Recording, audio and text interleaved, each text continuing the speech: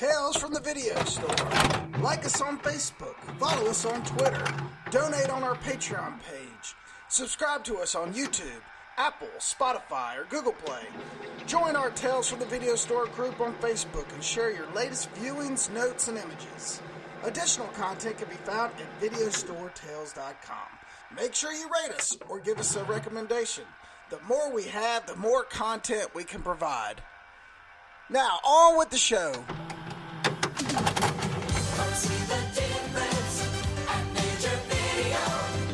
It's in. They've got it. They have lots and lots of kids stuff for us. One of the largest selections, 32 different categories. See it. Introducing Doug Wall, Garrick Lane, and Lee Bridges. This is Tales from the Video Store. When this podcast is over, I'm going to dance a jig. That Irish dancing music.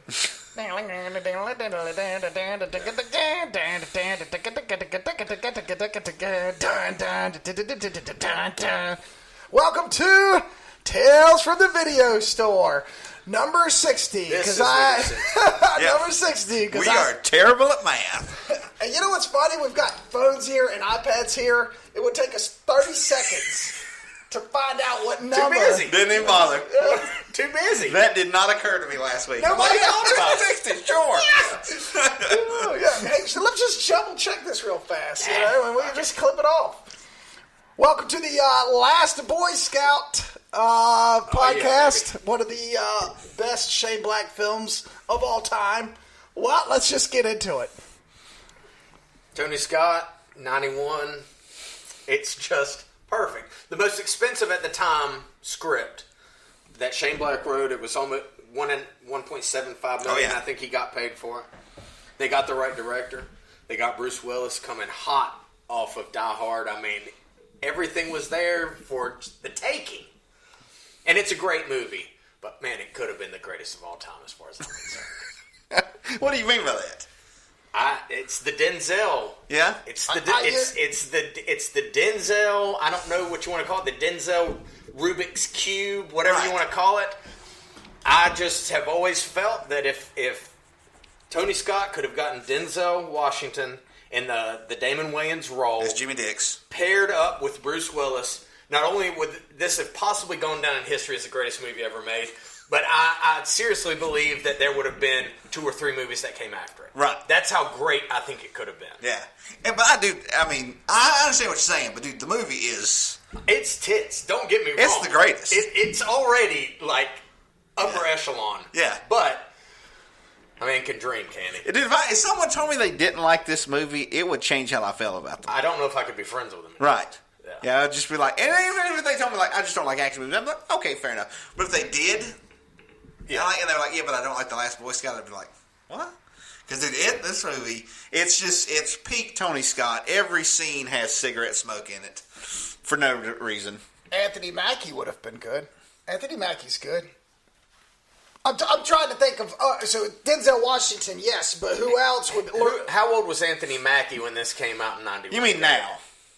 Yes. Yeah. Anthony Mackie was, what? He was 8 years old? He was Maybe. our age. I think he's quite a bit younger than we are. Yeah.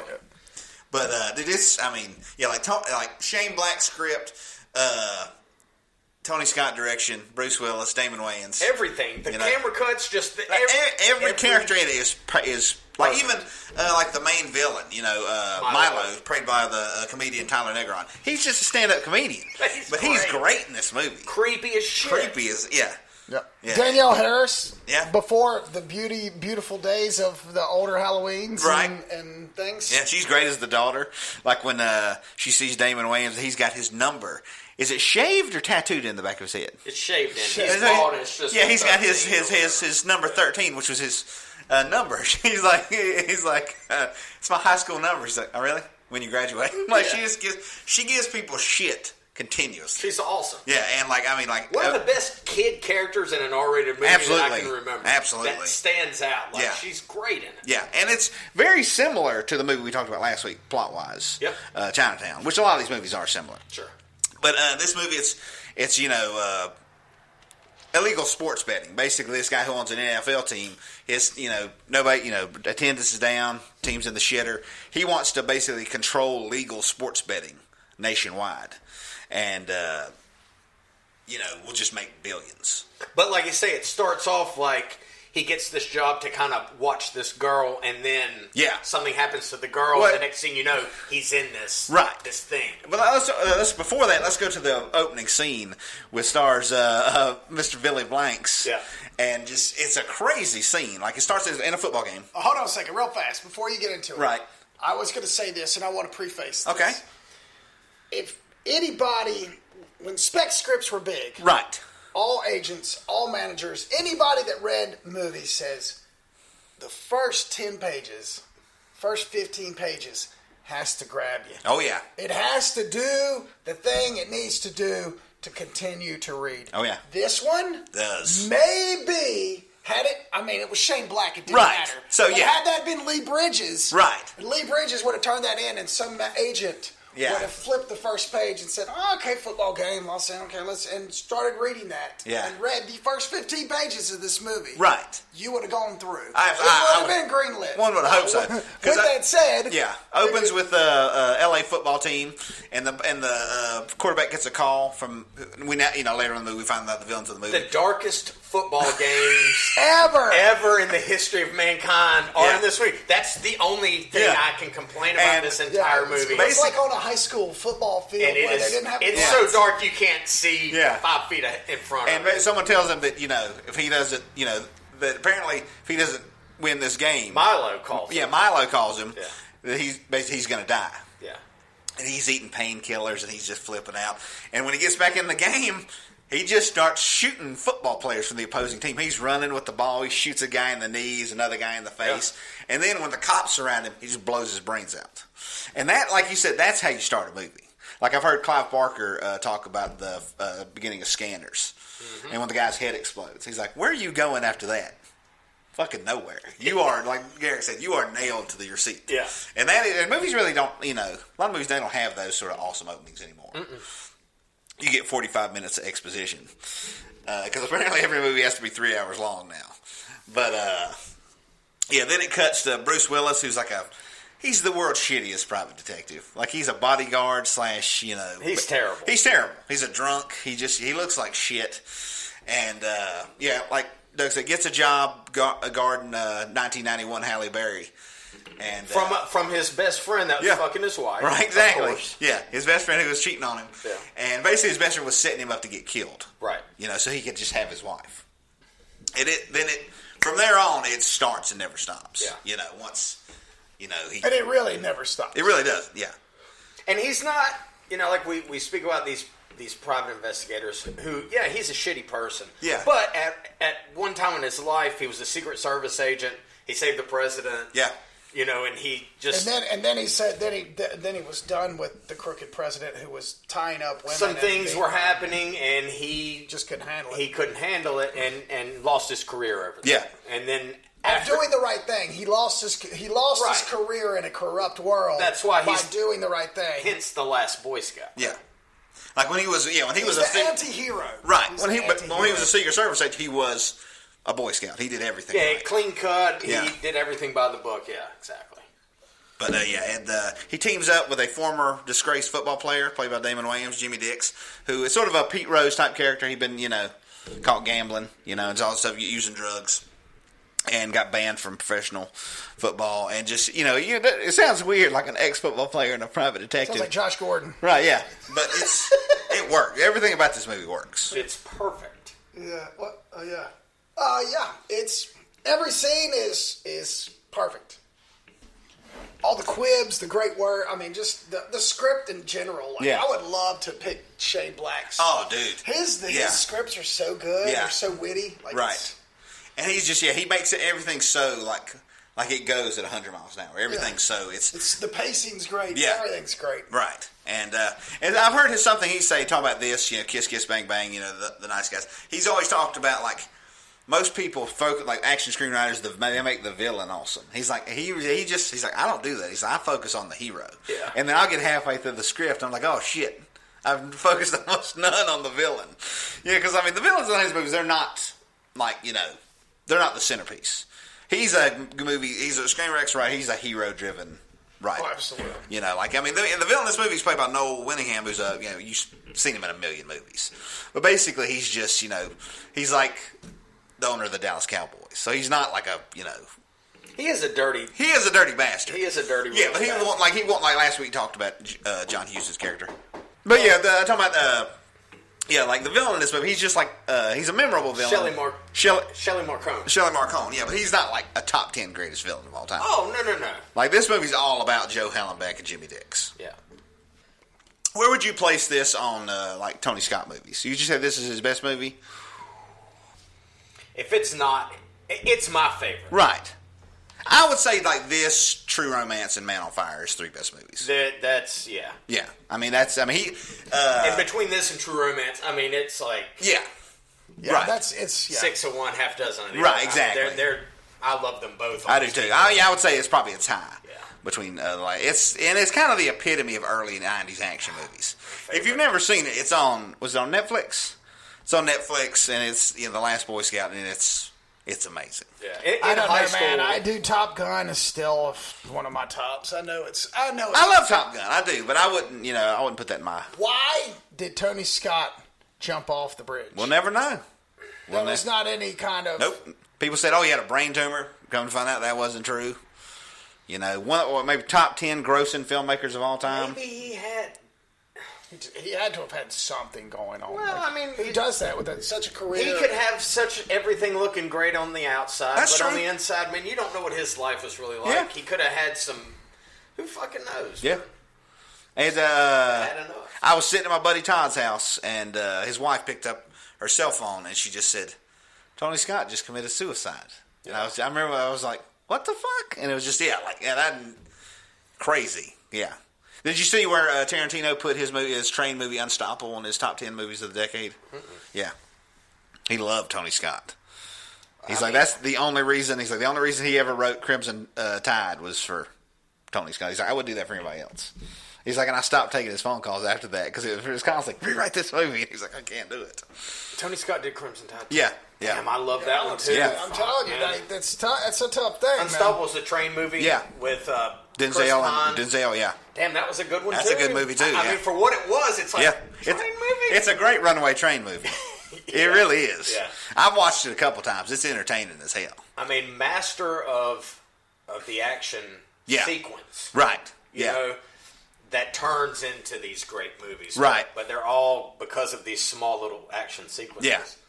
That he just does perfectly. I mean, my favorite, I saw an interview with him once. They were talking about his brother's popularity versus his. He's like, your brother, you got best director for Gladiator, got this. He's like, do you resent him for that? He's like, no. He's like, really does classical. He's like, I do rock and roll. Yeah. And I was like, yeah, that sums it up. True, yeah. That sums it up right there. Yeah, like he was a rock and roll movie director. For sure. Like Gary talked about Top Gun. He kind of, like, in the 80s, I remember when I was a kid hearing about people talking about when I would see, like, film shows, they were talking about how they hated the MTV-ness of movies. Mm-hmm. That was basically because of Tony Scott.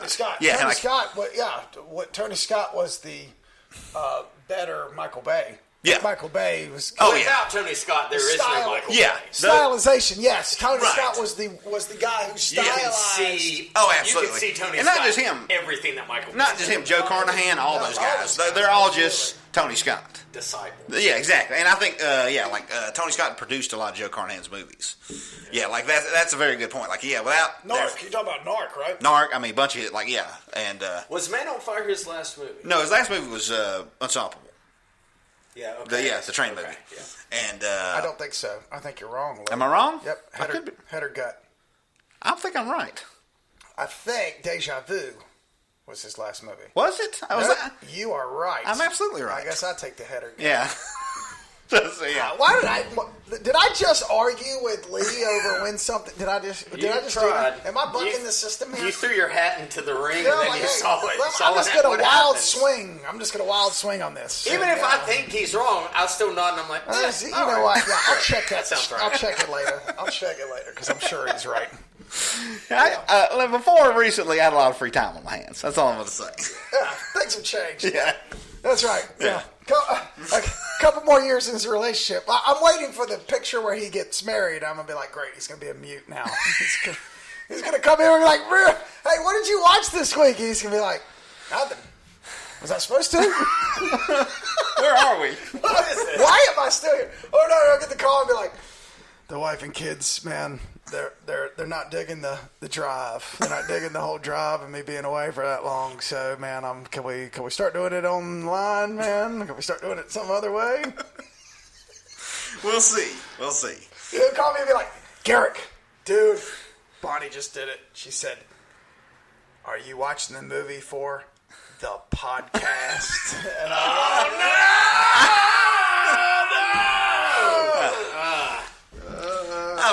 I think I'll be okay. I think, Yeah, Bonnie seems awesome. But at least we have similar interests. Not to be a dick, but Yeah. Unlike some people. yeah. I had to explain to my wife. It's funny. We real fast. We'll get side note. American Sniper. My wife watched American Sniper. She actually sat and watched a movie. I'm not real sure how she found time to do it or why she did it, but she did. She sat and watched American Sniper, and she's like, "That's such a good movie." Well, a friend of hers that was in the Army at the same time kind of comes in and busts her bubble on some of the facts and some of the things that happen. So my wife is like heartbroken. She's like, "Are you serious?" So it's lies, and I'm like, well, "Yeah, right." So they're going back and forth, and exaggerations, cinematic. Well, I had to put them in their place and say, "Listen, can I explain Hollywood? This is how this works." And I kind of told them, like, here's some facts here, and this is how things are done. And I don't know, man. My wife was really hurt. She was butthurt. Yeah. And she was butthurt that some of that stuff was wrong, and I was like, "Honey, it's a movie. Yeah, like, that's what we're here for." Based on a true story. Yeah, that's the difference. No, now that you say that, they say inspired by true events. That could mean anything. Yeah, like they were driving that car and they saw a guy. I said, "I bet that guy's this kind of guy." Yeah. Like it's the tiniest of details now is all that you need. But going back to that movie you mentioned, Deja Vu. That's a super cool movie that I think is super underrated as far as time travel movies go. Yes, I don't remember that one. Oh, dude, it's like there's a scene where, because it's not that like going. There's an aspect of it as time travel. A lot of it is seeing into the past. Right. Like they have this like satellite that can, basically like it's a certain amount of time. It's like 3 days, 12 hours, 15 minutes, and like you have to wait for it to be 3 hours. That time ago to see when something happens. Like if you get shot now, we have to wait that length amount of time. So you shot you. So you shot you. And there's a scene where Denzel's driving this rig that has this big camera thing on it that's sort of connected to the satellite. He's driving, and it's a chase scene in the past. Like he's driving and seeing the guy, following the guy where he went like 3 days ago. And it's this movie came out, got kind of okay reviews, but Tony Scott's visualization of it, of seeing into the past and stuff is super cool. Yeah. It looks. I mean, it's an amazing looking movie. Will it go down like? I want to revisit. Yeah, will it go down like 5 best time travel movies of all time? No, but it's. I mean, it's way cooler than people give it credit for. And maybe that's the reason. Yeah. It's like, well, I don't understand. I can't keep up with this shit. Now that is true. It is if you're not paying attention, you are lost. And a lot of times in movies like that, especially a big action movie, it's like. After a while, you're like, okay, I'm done. Yeah. I can't keep trying. Yeah, that's a fair point. But I think it's a super cool movie. But then again, I'm a Tony Scott guy. Oh, I fucking love him, dude. Yeah. I tell you, I walked out of a Tony Scott movie, but not because of the movie. Me and my buddy Brian went and saw the Taking of Pelham 1, 2, 3, which I'm a huge fan of the 70s version. Yeah. And dude, the amount of talking in cell phones, I looked at Brian and said, dude, I gotta go. And I just sat in the parking lot for the last hour of it. I just left. What do you mean? There was just everybody was talking, and I kept seeing cell phone screens pop up. There was it wasn't one person. Yeah, in the theater. Oh yeah. I was like, I gotta go. Yeah, can't do it. Yeah. Yeah, I remember that. Right when the cell phones came out. Yeah. And everybody was getting them. It wasn't really regulated, and people hadn't figured out ethics, and there was a lot of that stuff. Oh yeah, for sure. Another cool Tony Scott is Enemy of the State from the early 2000s.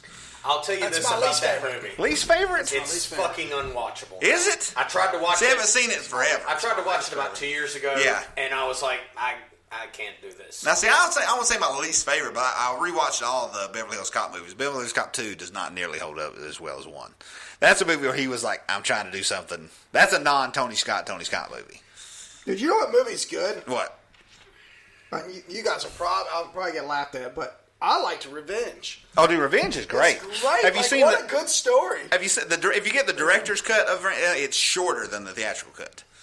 And Tony Scott cuts. He makes it like his movement was like leaner and meaner.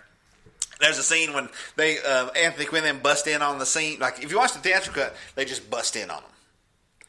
And Kevin Costner's got a dog there. You watch the director's cut, the door flies off the hinges, and then Franco Nero walks in and explodes Kevin Costner's dog with a shotgun. It's almost like, what the fuck did that happen? Yes, I've seen that. Yeah, the dog actually gets. Yeah. Oh, it ceases to be. That's a hard scene to That watch is. too. Yeah. And the direction on.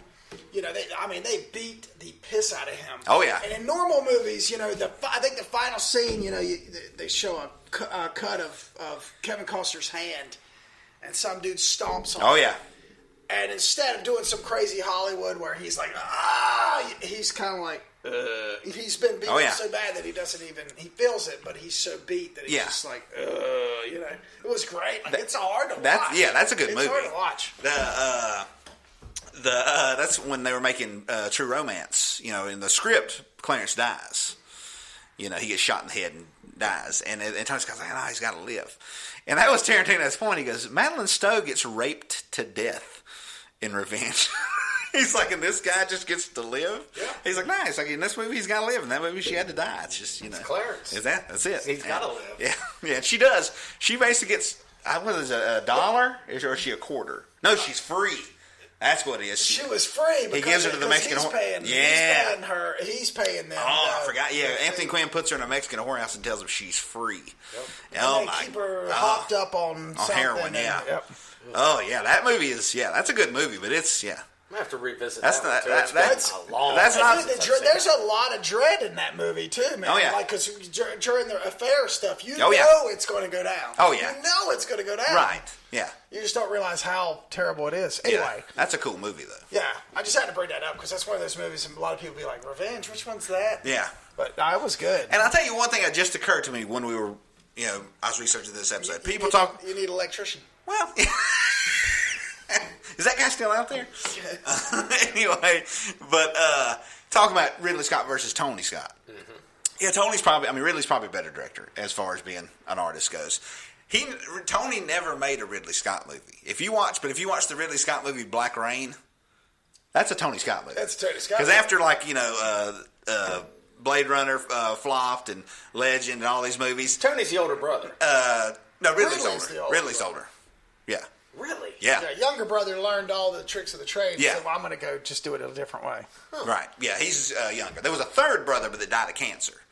And he wasn't in the movies. No, he wasn't in He died before Blade Runner was even made. He was very young. He was, I think, the youngest brother. And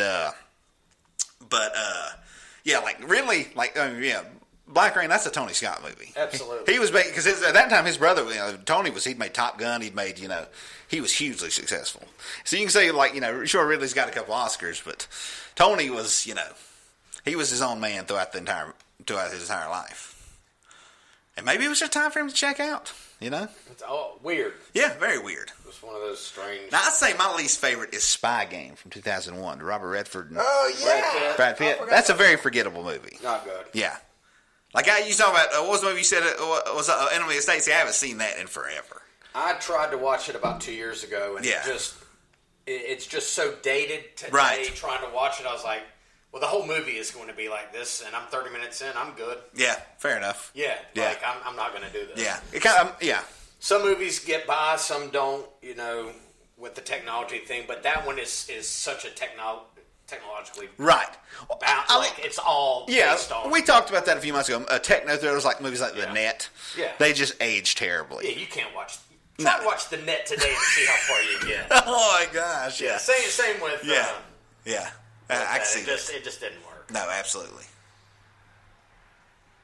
So what's the consensus on The Last Boy Scout? If you don't own it, buy it, and there should be a 3-disc Blu-ray of it. Just go get it. Just go get it. I want all the outtakes. Yeah. I want all the want Wayans and Bruce Willis outtakes. I want a Blu-ray that comes with like a miniature version of the script of the first draft, and I want everything about it.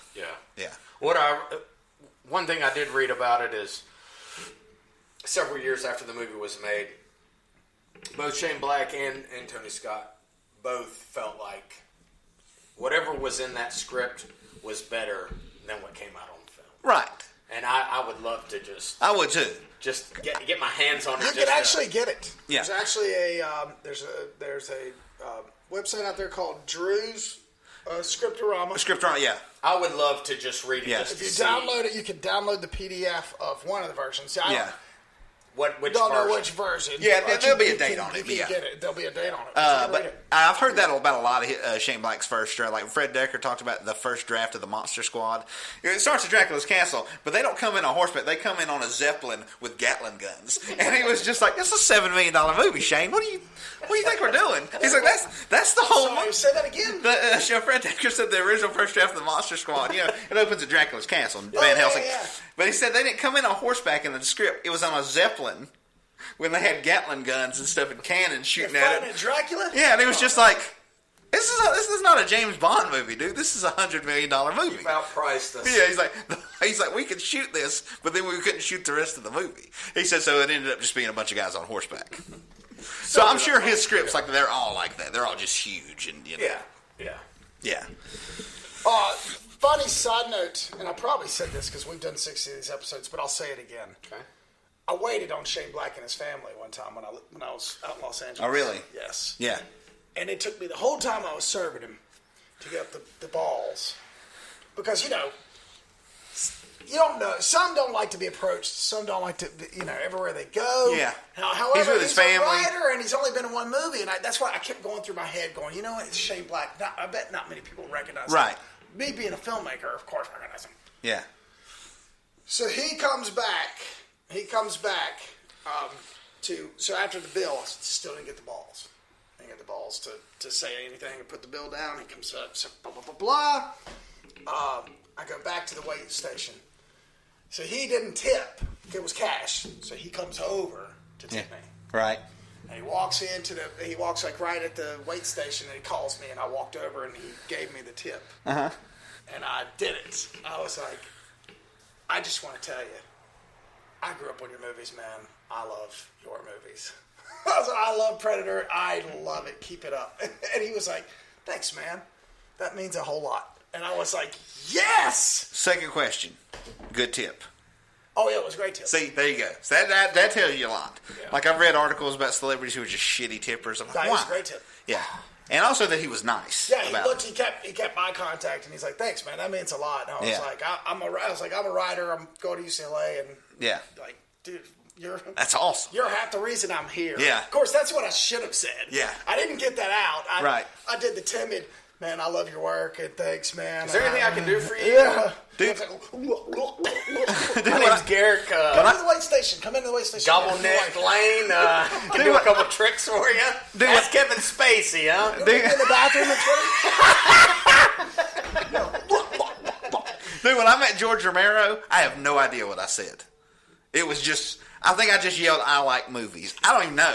Like he was so nice. Like, oh, what are you doing? Hey, I just, It's too much. like in the movies when somebody has to make a speech and inside their head you just hear like feedback. It's like, ee, like all the soundtrack cuts out. I have fucking no idea what I said. Yeah. I was just like, Sure. my first thought was he's a giant. He was like 6'7", and my second thought was this guy made Dawn of the Dead and Creepshow. Yeah. And I could not fucking. And he was super nice. He's like, hey man, let's get a picture. He asked me to get a picture with him. You're like, And maybe he just sensed that I wasn't doing well. I don't know. He's floundering. Let me help this poor fella out. Yeah. Anyway, but yeah, I know exactly what you mean.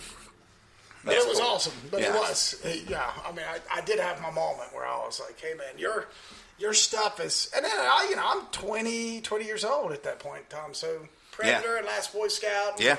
Lethal Weapon. Lethal Weapon. Oh, yeah. He was huge. He was doing it. Yeah. Well, he was what, 22 when he made Lethal Weapon? When he wrote Lethal Weapon? 22, 23? He was young. Under 25. Yeah. That's ridiculous. Yeah, because I watch that movie at least once a year, and it holds up. Oh, it's awesome. Yeah. Riggs and Murtaugh. Oh, yeah. All of it holds up. So we're an hour into the podcast, and it was all just The Last Boy Scout. So, Yeah. hey, let me just break the ice and go, hey, Shane Black, we love you, man. Tony Scott, we love you. Yeah. Must own this movie. Go to Drew's Scriptorama. Yep. If you want to read the script. If you want to read I think it's one of his most underrated movies. Yeah. For sure. When people talk about 90s action movie, it rarely gets mentioned. And it should. It should. Yeah. Yeah. So, did you watch anything else this week? Yes.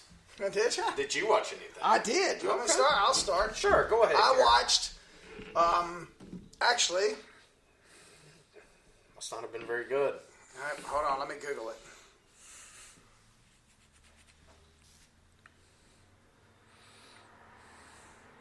That fucking bad, huh? Almighty. Gotta use the Sorry, Google man. machine. I had it up. I had Just to Google want- it mine too. Don't feel you bad. guys, hey, you guys all like have your dates and stuff, and I didn't write it down because I didn't get my script done. But I watched 2002's Catch Me If You Can, Steven Spielberg, with Tom Hanks, Leonardo DiCaprio. Fucking underrated as Oh hell. my Yeah. gosh! You know what's amazing about that movie? I know it's based on actual Right. events, Yeah.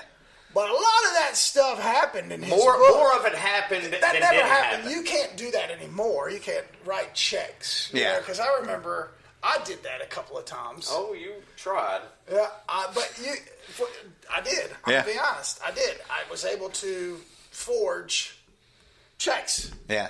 I did a couple of those things. I'm sorry. That was a long time ago. We were teenagers. We were Yeah. teenagers. But the point is back then it was all still paper and Right. signatures and lots of good faith. However, guys like him have ruined any kind of trust with anything. However, that is interesting that all that happened in like 3 years, 4 Yeah. years. Like, dude, like that's a ballsy dude. I'd like Yeah, to meet he him. was Like, young. yeah. Like, yeah. And doing it. Doing Like it. he was a doctor, a law. Like he somehow managed to get a job in a hospital. Yep. As a lawyer. Not only as a doctor, as the head of a pediatrician, as the head of the pediatric wing. Ward. Yeah. Yeah. Like he was the head doctor at a hospital. Didn't know a fucking thing about medicine. Yeah. Do you concur? Yeah, Yeah. that was crazy. And the actual time where Hand Ready was it Yeah. Hand Ready? Carl Hanratty. When he gets in the hotel room, that really happened. Yeah. Oh, with That's the flat, crazy. or yeah. Yeah, when he was like he had him up, Barry his Allen. hands up, and yes, Yeah. and he posed as an FBI. Like, what a great movie. Yeah, really good. Christopher Walken was awesome. Like the whole scene, all that, man. It was just Yeah, it I was love great. that movie. Yeah, I actually watched it too this week. Really? Yeah, I love that movie. Wow. Yeah. And what's weird to that is that he just got, like, when DiCaprio got off the plane from filming Gangs of New York, he started filming that. And he looks completely different. Yeah. Like, he looks like a friggin' maniac in Gangs of New York. And he looks 12 in Catch Me If You Can. Yeah. You know. Yeah, crazy. Damn good movie. Yeah, damn good movie. Yeah. Underrated. Yeah. Well, you know, your Spielberg shit gets lost in, you know. In his pantheon of Yeah. greatness, to me, it's one of his better movies. Yeah. Better stories. It's definitely one of his best, but maybe the best of his in the 21st century. Yeah. You know. Yeah. I don't know that Lincoln is going to go down in the. I still haven't seen it. Yeah, I mean, it's very good. It's very well done, but I it's, can't.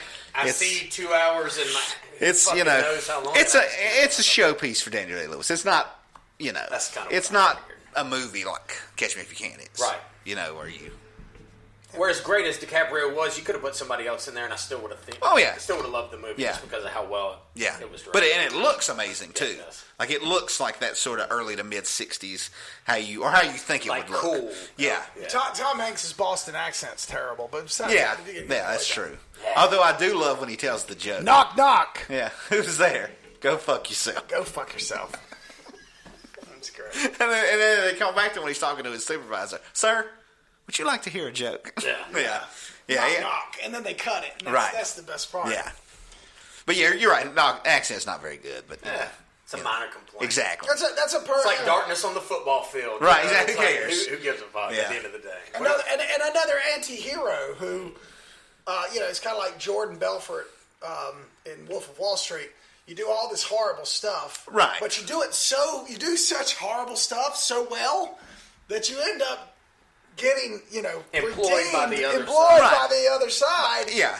Now, Frank Abagnale was not nearly as horrible as Jordan Belfort. He was mainly just ripping off Pan Am for... And he was a kid. Yeah. He was a kid, and he was just trying to find... He was just trying to be successful. Right. He had mental...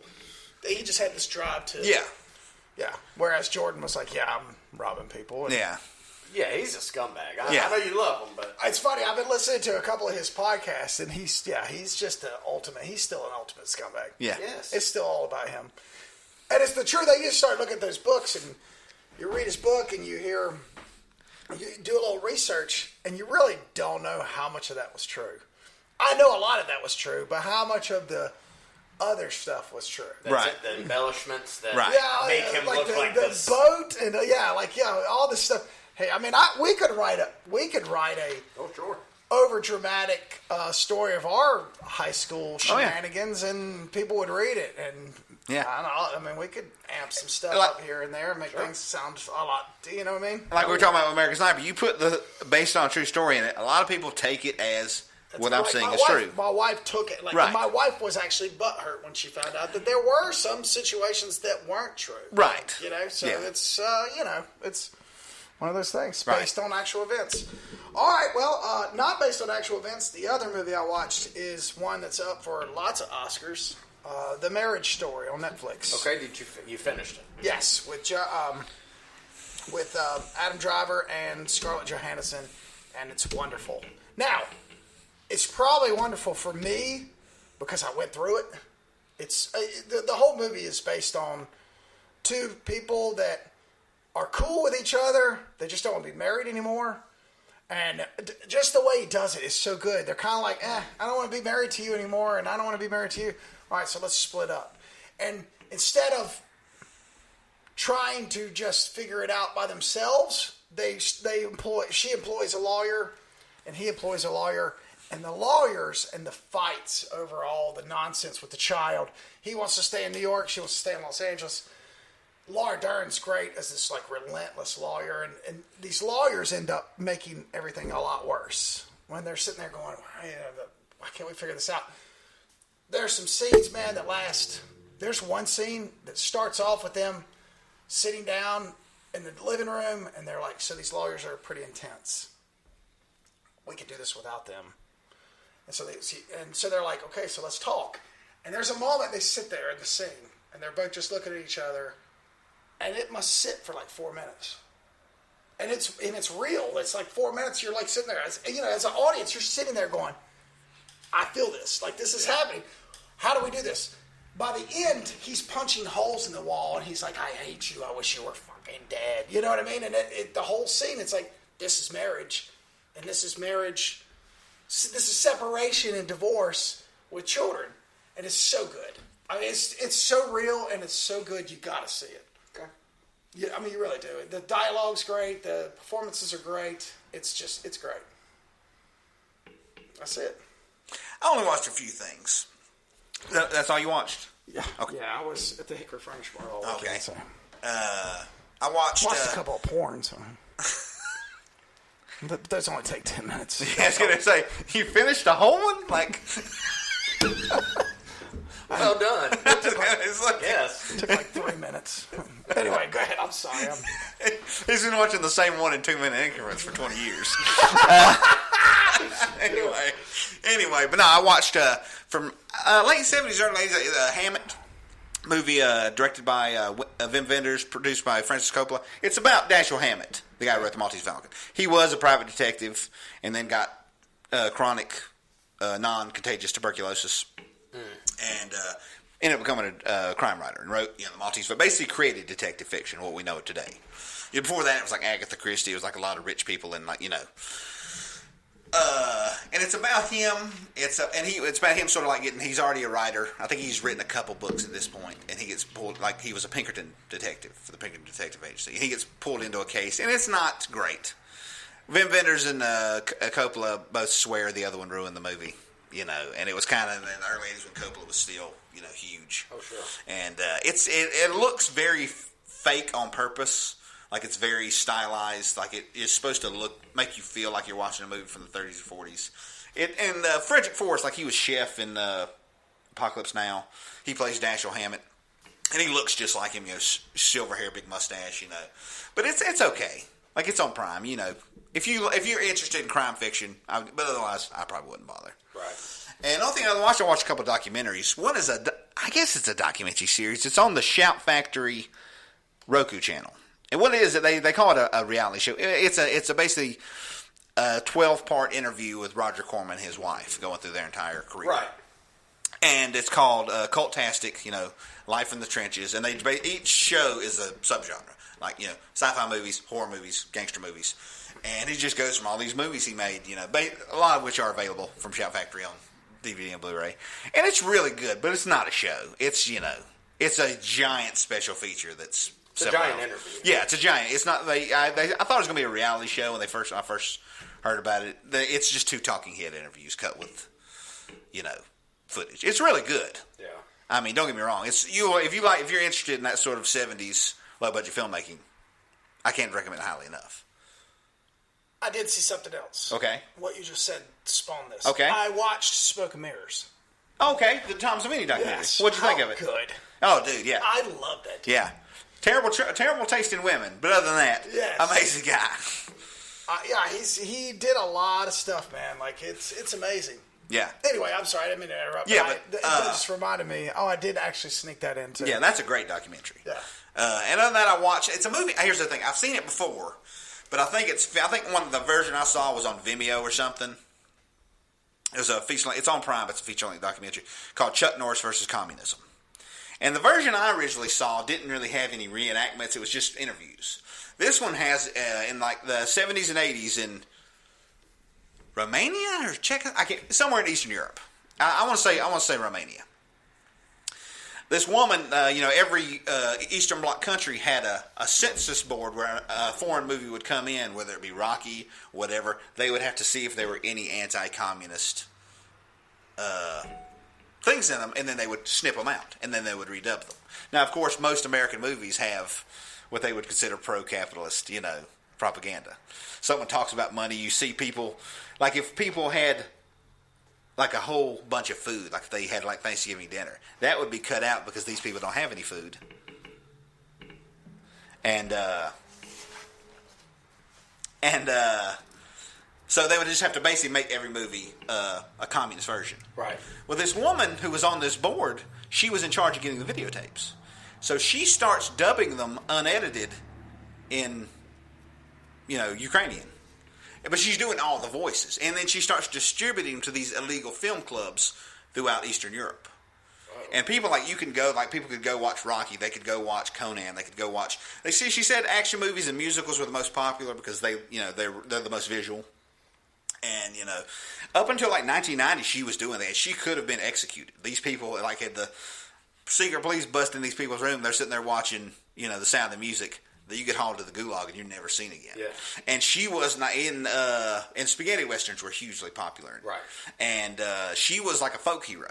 That's awesome. And it's called Chuck Norris versus Communism. Now the version it has a lot of reenactments. Sort of shows them like European kids, like Eastern kids trying to like break dance after they watch breaking and shit and sword fighting after they watch Conan. It's very sweet. It's very much about the love of movies and how no matter where you live.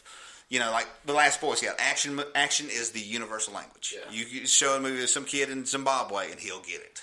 You show him Enter the Dragon, he'll get it. That's awesome. And it's a great documentary. Nice. And that's all I watched. Nice. I watched a couple things. Yeah. I finally found the remake of Conan. Oh yes. Starring Jason Momoa. Yeah. Watched it. Not very good. Yeah. And one thing I took away from it, and this is weird, Jason Momoa is not big enough to be Conan. Yeah. Now he's a big fucking dude compared to you and I, but compared to Arnold from 81, he's a midget. Right. He's tiny. Yeah. It just didn't work. And also, I've not seen the movie. I've seen clips of it.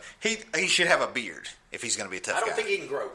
No, I mean, like in Aquaman, he has a beard. Yeah, maybe. But he should have some facial hair if he's going to be a tough guy. Clean shaven, he just looks like, oh, that's Conan? Fuck off. He just didn't really work as him. Yeah. I know. The clip I saw. He's not grizzled enough. And he was kind of like smooth and like he kind of has this love interest. That, and it just, It was the most Conan-y. Yeah. Rose McGowan in it looked like an alien from Babylon 5. She was actually pretty good. Was she? Because I saw her. I was like, why is she? What does she do? She turns to sand? I don't know. Yeah, weird action scenes, and it just overall didn't work. So, thumbs down. Where'd you see that on? I think it was on Prime. Is it? Oh, wow. And then I finally was able to get my hands on Robert Eggers' follow-up to The Witch, The Lighthouse, from 2019, the black and white, starring Robert Pattinson and Willem Dafoe. And I'm not really sure. I just don't know what to say about it. They come to this very small island where there's a lighthouse and a small building there to live in. It's just the two of them. And it's 4 weeks of farts and foghorns and... So it's not like Cold Skin. No. It's two I guys. don't think there's any fish people fucking. And wind and waves and seagulls and... the oddest part about this movie is trying to figure out what is happening from one scene to the next and whether or not what I'm seeing is what's actually happening, because it changes. And it's hard to describe. You know, it looks great. I mean, the dialogue is amazing. It looks great. It's hard to wrap your head around exactly what the fuck you're watching.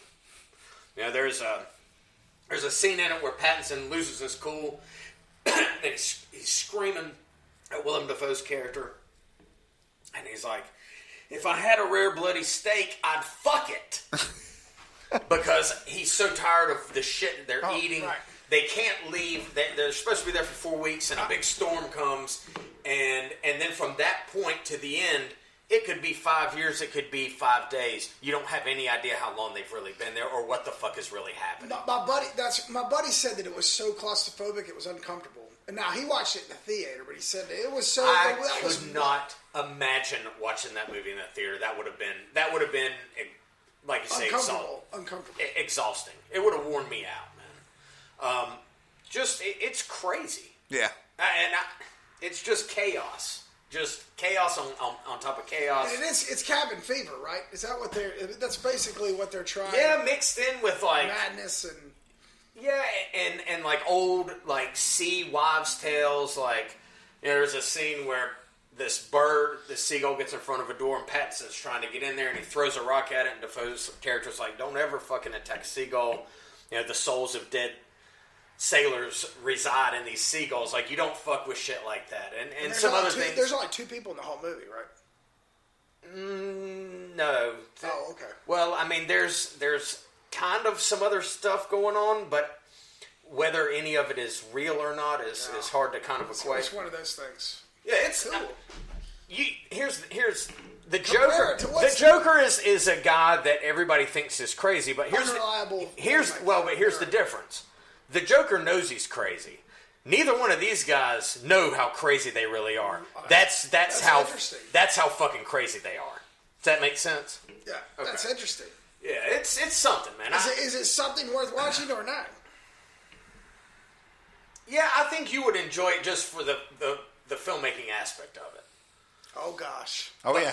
It's Opera of Cinema coming up. Definitely watch it with the subtitles on. I did. I started it without it, and the first 10 words out of Defoe's mouth, I was like, okay, nope, I don't know what the fuck he's talking about. It's like 17th It's Cockney, century, right? I think. And it's Cockney or something. It's like old Popeye. Yeah. Sailor speak. Yeah, it's like It's old Popeye. It's old Popeye. That's awesome. And then I watched a movie. I'd seen it on Prime for several weeks now, and I hadn't been able to get around to watching. I finally did, called Low Tide. It's a 2019 by a first-time writer-director named Kevin McMullen. And basically it takes place... They don't ever really come out and tell you when it takes place. I'm going to guesstimate late 90s. And it's like at a place kind of like Jersey City, right? Where there's like a boardwalk, and it's a tourist town. And it's a group of kids that live in this tourist town, and what they do, they go to these houses that these outsiders come and rent, and they break into them and steal their shit. And they're probably 16, 17, something like that. And there's 4 of them, and one of them has a younger brother, and they decide this prominent guy in the town dies, a guy that kind of owns like this island kind of off from where they live. And they don't normally rob from their own people, but they're like, man, this guy's going to have some good shit. They take the little brother and go to this house, and there's not really anything there, but the young man finds a bag of doubloons, like 50 of them in a sack. And they get them out, and basically it's about the greed and paranoia and all striking all these kids and changing them into just these fucking terrible people. Treasure Sierra Madre in modern times. Yeah, exactly. It was really, really good. Yeah. I thoroughly enjoyed it. 2019, Low Tide. It's on Prime. I don't even think it was 2 hours. Cool movie. Nice. I enjoyed it. Yeah. So that's what I watched. Okay, so the manager's pick this week, I'll do. It's Devil in a Blue Dress, starring Denzel Washington, Jennifer Beals, and Don Cheadle. Carl Franklin. It's a great, great mystery, great detective story. Easy Rollins. I mean, it's great. The screenplay was by Carl Franklin, writer-director Carl Franklin, African-American. He hasn't done much. Yeah. He did a couple of movies, man, but then I don't know, man. He just kind of fell off the face of the earth. He did One False Move. Oh yeah, that's a cool movie. Yeah. I talked about that a few months ago. Yeah, it's great. Yeah, he was Billy Bob Thornton's original creative partner, I guess you'd say. Yep. Yeah. So anyway, yes, you must check that out. It's pretty obscure, but it's a great detective movie. Yeah. Early Denzel. Denzel. But yeah, like very hard-boiled sort of 40s, detective movie. Yes. You got to pick a flick? I do. And I talked about a movie last week that hasn't been released on home video since VHS. I'm talking about a movie this week that has never even released on VHS. Ooh. Can't find it. But you sort of can. Oh, perfect. You can find it, like if you went to YouTube and typed in the title and full movie, it might come up. It will. Wow. It's a movie from 1970 called Darker Than Amber, based on the Travis McGee crime novels. Because I know who that is. Well, I mean, maybe you do, maybe you don't. Somebody does. Somebody does. Maybe you do, maybe you don't. And maybe it was actually released by a small company that owned theaters, and then it went out of business in '74, and it just fell through the cracks. Like, no one owns it right now, I think is the problem. And Robert Taylor, who was most people remember from like the early '60s Time Machine and other movies, and William Smith, who played Conan's dad, is the villain. And the character Travis McGee, he's not a PI, he's an underwater salvage guy. But in the novels, he always gets he finds a boat that's full of drugs. He's an unofficial PI. Right. And in this, him and his buddy are just fishing, and they pass under this bridge, and a woman falls off the bridge, and when he dives in to grab her, she's got a barbell taped to her feet, like a weightlifting barbell. And come to find out, William Smith is just this psycho who goes on cruise ships. He has a woman with him. He finds a guy who's alone that's got a lot of money, kills him, breaks his neck, throws him overboard. And when somebody falls overboard of a cruise ship, they are never seen again, And Travis Reed sort of finds a woman who looks like the dead woman he found and sort of is trying to entrap William Smith's character. And it has a fight at the end where allegedly Robert Taylor and William Smith are actually beating the shit out of each other. I don't know if they were or not. I don't know if they were going 70% speed. Damn, it looks like they are. It looks like, and apparently William Smith, when he got done, was like, keep that Australian motherfucker away from me. And you know how big, and this is 1970 William Smith. This is not 12 years later when he was Conan's dad. This is when he was, Mr. Universe. Yeah, exactly. Yeah. And it's a real, it looks like a 70s TV movie. It's a very low budget movie. But the fight at the end, Warner Brothers showed it to Bruce Lee they thought maybe Robert Taylor or William Smith would be good for John Saxon's role in Enter the Dragon. And he ended up not, but he did choose the director, Robert Klaus, to direct Enter the Dragon. Nice. So that's sort of what it's famous for, but it is no DVD, no Blu-ray. The only way you can see it is there are 35mm prints still around, so you've got a better chance of seeing this in the theater than you do on home video. Damn. Unless you go to YouTube and type in Darker Than Amber full movie. Then it will just come up. And so yeah, it's more of like a sort of a precursor, like a movie that's famous for leading to other movies. You know, but very just scummy, sort of hard-boiled detective movie. Cool. Nice. So the Oscars were announced this morning. Nobody's surprised, I'm sure. What's happening? Well, I mean, it was. I was surprised the Joker got 11 nominations. Yes, The most. Yeah. the most. Yeah. And it says it's funny. It's an adapted screenplay. Is it? Here's the thing. There are scenes like the talk show scene at the end. There's a scene in the Dark Knight Returns comic where the Joker kills a talk show full of people. There are elements of it that are taken from Batman comics. Yeah. Other than that, not really. But also, it's more an adaptation of Martin Scorsese's movies than, So I don't know. It depends how you look at adapted. Yeah, and I guess It's not original. The character's not. Yeah, you're right. It's based on something Yeah. else. So, performance by an actor in a leading nomination, all the same as the Golden Globes. Antonio, Leonardo, Adam, Joaquin, and Jonathan Pryce. Performance by an actor in a sporting role, all the same as the Golden Globes. Tom Hanks, Anthony Hopkins, Al Pacino, Joe Pesci, Brad Pitt. We know how that's going to play out. Apparently, Brad Pitt's, man, he's doing the rounds. Yeah. He's sober and he's going around telling everybody all his fun jokes. And That's what you got to do. Dude, it's awesome. Like, Sometimes, I just love that guy. He was talking about a story. He got on a podcast, another podcast. Of course, we would never have Brad Pitt on our podcast. That would be awesome. Yes, we would have him. He just wouldn't come. But it wouldn't be because we didn't ask or did. There's a seat right there. Could you imagine Brad Pitt coming in? We're like sitting What if he there, was the like, one knocking at the door? And he walked in and he said, "Is this the place?" Like, I would just be like, I'd be like, Garrett, get him. Go to work. Get down there on that thing, my God. Oh, gag reflex lane. Lee, get the pork skins. God damn it. Doug, whatever you do, don't take a dump in the bathroom. Brad Pitt's coming. Too late. Go out back and do it up there. Take the toilet paper. I fucking love that guy. I do too. You know, I fucking love him. I do too, man. And it's hilarious, that story about him and Ed Norton getting high, smoking a doobie at the Venice Film Festival, and they were showing Fight Club, and they're in the back, stoned, laughing at their own movie, and nobody else is laughing.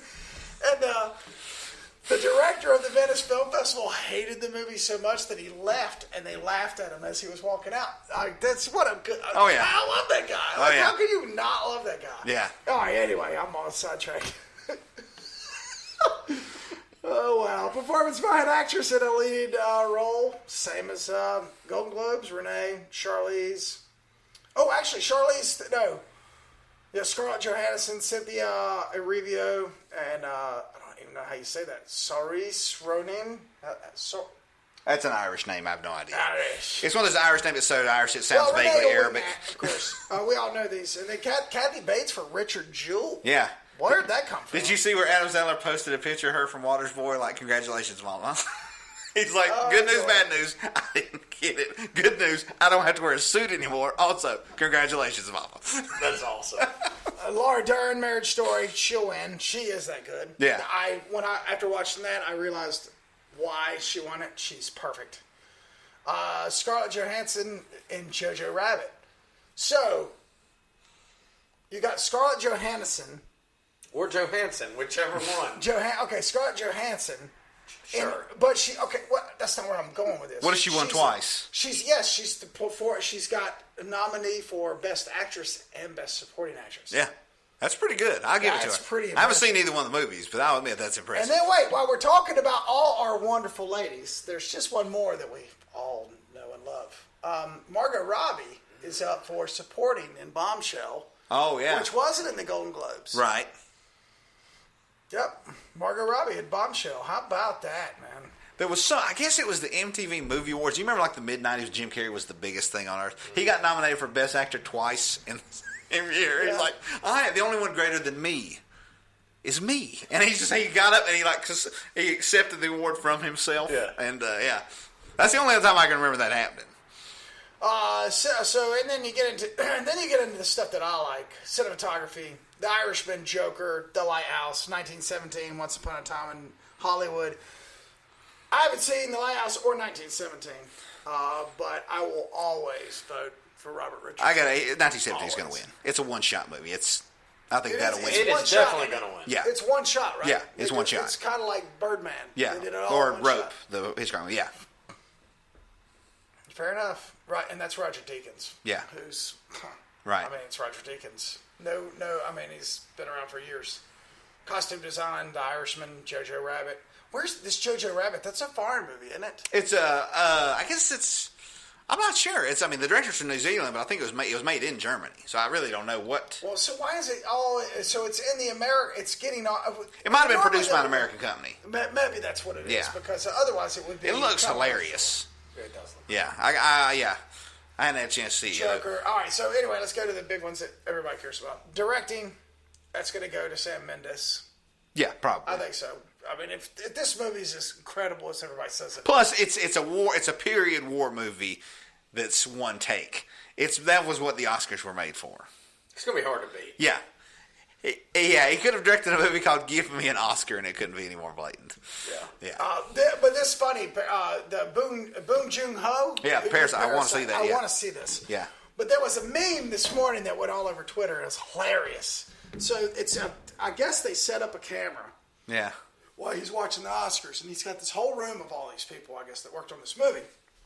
And the director's up front with his coffee right here, and they announce him, and everybody just and he's like, and he never spilled a drop of that coffee. And I mean, everybody around him was like ecstatic, jumped up. I love that guy. And he's like, he never spilled a drop. So anyway, the meme was. When you're so good that you get nominated for an Oscar and you don't spill your coffee. Yeah, I went and saw his monster movie, The Host, in a theater in Charlotte with like me and two other guys, and the two people I brought with it fucking hated it. Yeah, they were like, "Why did you bring me to this Korean monster movie?" Because you're like, "This it was awesome." Yeah, exactly. Editing: Ford versus Ferrari, The Irishman, JoJo, Joker, Parasite. I think that's Selma. I think that's Thelma for sure. Yeah, The Irishman. Yeah, I would agree with that. Without a doubt. It doesn't get any better than that. And then Best International. And we could go through this and spend another 20 minutes. I'll tell you, like I said when we were talking about The Irishman, it kept my attention for that length. And that editing, to do that's editing. She's so good. Yeah. She's been around for, she's done all his movies. Best Motion Picture of the Year, though. We got to go to this. Ford versus Ferrari. I have not seen. Haven't seen, but it can't be better than what I already know. Right. I do want to see it, though. I like James Van. I'm sure it's going to be great, but it's not going to be... But here's the thing. Like I said, I think I said this last year. The best direct picture movie is the best director movie. Because best picture goes to the producer. Right. So to me, it really should be, this is the best produced movie. You know, which is different than a best directed movie. Okay, so here we go. So in the Golden Globes, so this is the tough one. Right. In the Golden Globes, the pictures are split. Yeah. Once Upon a Time in America Once Upon a Time in Hollywood won Best Picture Comedy Musical. Right. 1917 won Best Picture Drama. Who wins on the Oscar stage? 1917. You think so? Yeah. I think so too. I think Quentin will win it for his script. Oh, he'll win it for original screenplay. I think Brad Pitt will win. And then, Yeah. There you go. All right. Well, there's others. Go check it out. They came out this morning. Visual effects. I mean, we could go on and on. That's that then. Okay, well, one more detective down, That's man. it. What's next week? Small Town Crimes, a more recent private eye movie from 2018. You're right. And Lee's Pick-a-Flick from number 2. Our second episode ever. Damn, that's right. Feels like 1,000 years ago. God, it really does. Why do we still do this? I mean, I think you do it just to get out of the house. I know. I would do it to get out of the house if I were you too, buddy. So don't feel ashamed of that. Well, you could quit and he'll still, because she'll never check on it. Like, It can just be just him sitting there with a beer in his hand, just in darkness and silence, like Howard used. Yeah. Gotta go do the podcast. Just silence, just. Nothing but dead air. Just, yeah. Well, you know what's funny? My wife, who's, the butt end of a lot of jokes on this, but it's whatever. She's a member of our group on Facebook. Right. And so I'm sitting there, so I'm like, I'll post up all the stuff, right? Yeah. And I'm like, I wonder if she sees that over the algorithms because she never checks it. She just doesn't I don't get it. know. That's a good question. But she doesn't even ask anymore. She doesn't know when we do it. Yeah. Like, it doesn't even matter. Are you watching it for the podcast? Yeah.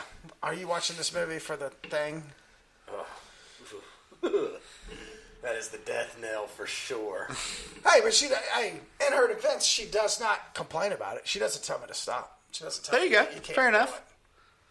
it. She doesn't ask. She says, so, she doesn't ask, hey, are you missing something with the kids to do the She podcast? knows it's important to you. She doesn't. That's all that matters. Yeah. For now. For now. Hey, we're 60 in. Dude, what are you looking at me? We're 60 in. He's going to be here. He'll be married in 3 months. Yeah, but I won't hear any of this shit coming out of Lee, I promise you. We won't get to 100 if he gets married. You don't think so? No. Oh, that's a game on, motherfucker. Whatever. I'll do it out of spite now. Just to prove a point. All right, cool. And anytime I get a call, once he gets married from Lee, I'm going to have my Zoom on me, and I'm going to put him on speaker. Because anytime he doesn't call me much, but if he calls, I'm going to be like, oh, let me record this, because this is the one. This is the call where he's telling me that we got to tone it down some. We got to do something different. It's awesome. Hey, I love doing this, man. I do It's too. awesome. All right, so we got one more, and then so what do we want to do after that? I don't know. What do you guys think? Hey, let's. I picked the last. So listen. So Yeah, but I think the last. I think the last 50. Hey, let's find out. Let's find out how many listeners we really have. So Okay. Doug and I, and we'll get in a debate because I think we're all close enough to do that. Doug and I argue back and forth. Okay. We argue back and forth about doing a mainstream and then not doing an obscure. Doug has the argument, and I get it kind of, that 3 is too much. That maybe we should do 2. What do you think? I don't think so. I think 3 is the right number. He feels like we're out of content on PI movies. By the 3rd, we're out of stuff to talk about. I don't know. I mean, No, I guess it depends on the genre. it depends on the genre. But let's say we do like sci-fi cops. Right. By the time we get to the 3rd one, Right. we're going to be done with stuff. Like, Yeah, you know what I'm saying? Like, Right. a certain genres like fucking spy movies. Yeah. We could definitely go 3 wide. Right. But on some of the smaller things, I mean, don't you think 2's enough? I think it depends. It might depend on the Because genre. they're not going to have sci-fi cops. They're going to have 8 movies. Right. War and military. They're going to have 108. That's true. That's kind of my point. So why don't we do this? Why don't we leave it to the hands of our listeners? Do you guys want us to touch on more mainstream movies and do less of each block? Do you want us to do more of each block and keep on our abstract? Or should it vary from subgenre to subgenre? Yeah. So what? I'll put all this up on. I'll put this all up on the Facebook page. Okay. See how many listeners are listening and what they want. And I thought you were just going to let it fly, put it up on the podcast, see if anybody responds. Not even put it on the page. Just see if they respond to hearing this. Yeah. well, I know a couple of people will. Yeah. So yes, you know what? That's a good idea. Okay. All right. So if everybody I'm reneging on what I just said. I'm not putting it up on Facebook. If you got to the end of this podcast, number 60, please drop us a line. First of all, congratulations. Well done. Hey, you know what though? If nothing else, like I said last week, I'm getting better at all the audio fixing. Oh yeah, no, last week sounded great. That promo, that intro, was the shit. dude, the intro was the shit. Yes, I'll go ahead and I'm tell telling you, but I'm getting better at that. I'm figuring out how to get faster and Yeah. spend less time. And The music from the worst old case ad. scenario, if we still only have 3 listeners at number 400, I'll be a pro. Oh, on it'll sound- Avid Pro yeah. Tools. Yeah, yeah. And I got a video up this month. Right, you did. Right, Awesome. dude. I'm telling you, I'm putting in my due diligence, man. Yeah, you're Hey, doing we great. love you guys. That's the end of number 60. We'll be back on 61. Let us know. DM Lee. Doug won't answer because Put it up on the page. If you put it if you over the page or send us a DM. It doesn't matter. Yeah. Hey, Casey, all the guys that we know are listening Yeah. every week. Dude, send us a message, man. Yeah. Send me a friend request, like a real friend request at Garrick Lane. And also, just if you have any, we're completely accessible. And completely separate this, if you have any suggestions or thoughts about the show, we'd love to hear it. God, please, help us out, man. We're all three of us have full-time jobs. Yeah. Some of us have kids. I have 3 jobs. If you think the show needs 100% less Garrick singing, that could be a good email. God damn. Well played, Bridges. Well played. Oh, the shark has such just teeth, and those aren't even the words, are they? it shows pearly whites. I knew he was going to... Oh, the jackknife! If Bobby Darin could hear this, he'd sing, he'd drink himself to death again. Oh, that's awesome. Imagine the perfect video store. It would have a great selection, right? Right. Over 10 Tales from the Video Store is brought to you by so no rush, no hassle. Table Rock Media, JABBERWOCKY RPGs, produced by the Mad Tea Party. It's popping up all over the country. There's one near you. Blockbuster Video. Wow.